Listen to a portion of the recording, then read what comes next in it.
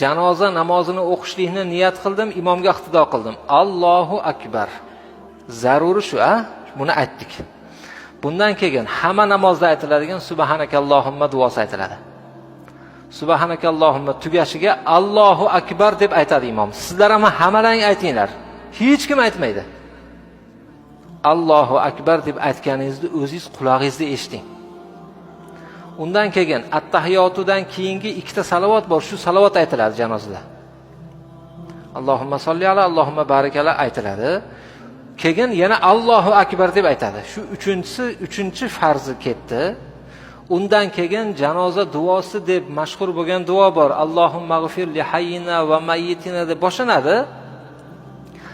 Buni o'rgangunlaringcha Allohumma g'firli va li validayya hamma biladi shu duoni. Shuni aytasizlar. Undan keyin yana bir marta Allohu akbar deb salom berasiz. Shu janoza namozi. Mana shuni endi sizlar nechta odam o'tiribsizlar? Bu joyga kelmagan do'stingizdan so'rab ko'ring. Janozani bilasanmi? Bilmayman desa domla shunday aytib berdi, men ham senga o'rgatib qo'yay. O'zim ham bilmas edim, bilsangiz ham mayli.